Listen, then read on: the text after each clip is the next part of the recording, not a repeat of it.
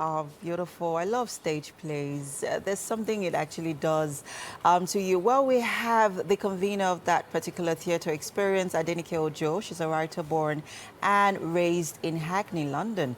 She studied screenwriting at the National Film and Television School, Beaconsfield. She also won the award for Best Playwright at the 2023 Black British Theatre Awards for her debut play, In Hiding.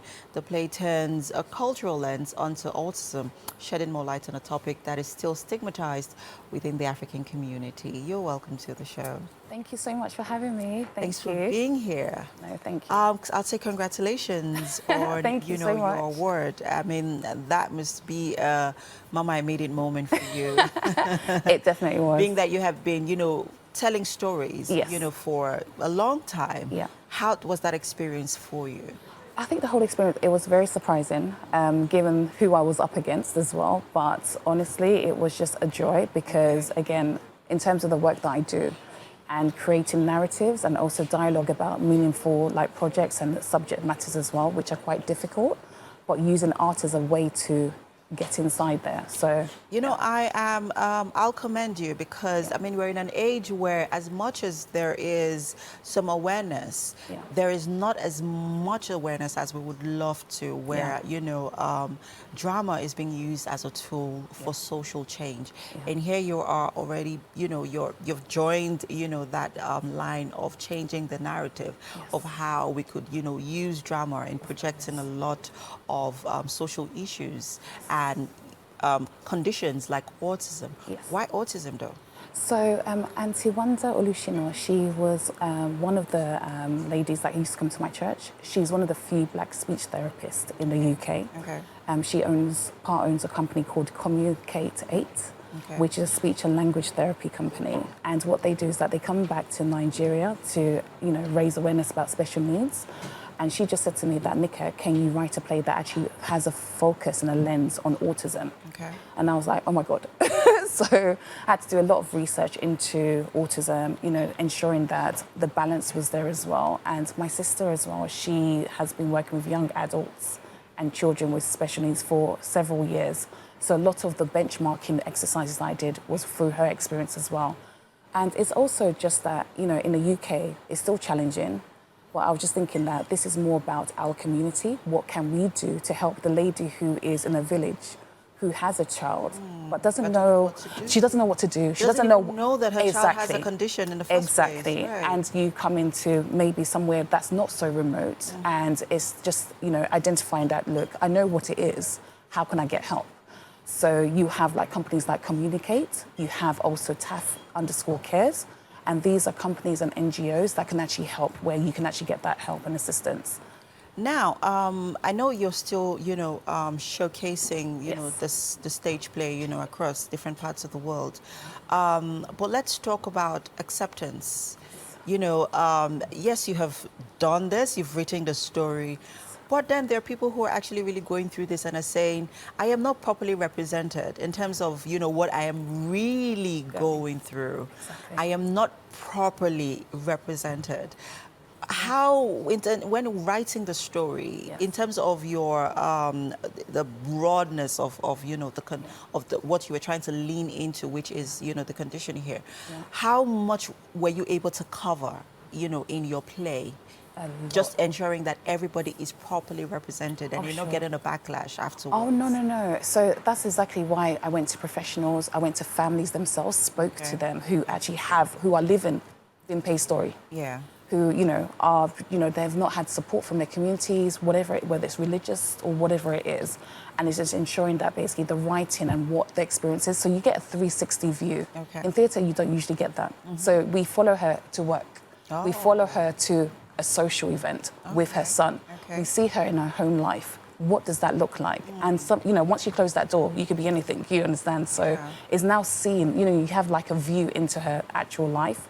And that's basically what we represent there as well. Okay, so I'll veer a little off theatre, because you have been in that space for a while. Yes. So you have, professional experience, not just as a screenwriter, but you've also experienced theatre, in Nigeria and in the UK. Yes.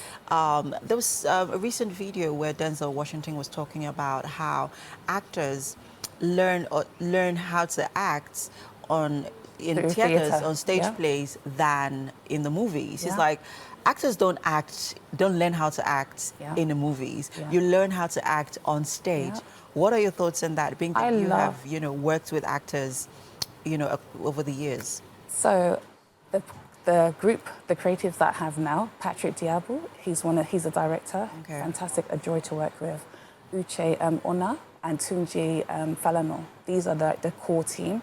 And what I would say is that in terms of your craft, theatre is not something that you can stop and start. It's alive. So the mistakes will be live there, if that makes any sense. Yeah. In terms of the actual writing itself, it's commanding and keeping an audience engaged. It's a skill in itself, if that makes any sense as well. So, yeah. So theatre is not easy at all to master in that sense. So he's right, extremely right. And when I look at the greats in terms of actual artists, they had a very grounding in theatre themselves, a lot of them. If you look at their back history as well. And in Nigeria as well, we have like a very strong theatre background. Presence. Exactly. So, and that's the kind of generation I grew up in as well. I mean, the Lagos Theatre Festival was over the week, sometime over the week, yeah. Yes. And we saw theatre practitioners, we saw movie practitioners, we saw, it was a gathering of, the practitioners in the movie industry there. And it was a beautiful experience as well, because we also see a lot of encouragement with budding, theatre directors, actors, producers being given, opportunities to thrive, and it's doing well. But what do you think needs to change? I mean, you've experienced, different, backgrounds in terms of theatre in Nigeria and in the UK. What do you think needs to change? I know that there has also been a transition. I've seen a lot of, Nollywood, theatre practitioners go over to the UK to also, express their passion and their interest in the theatre industry. What do you think needs to change, since that you've experienced both worlds? Change as in how? As in the industry? Needs to get better here in Nigeria. Well, I would say, to be honest, this is my first time in Nigeria. Okay. My experience so far has been great.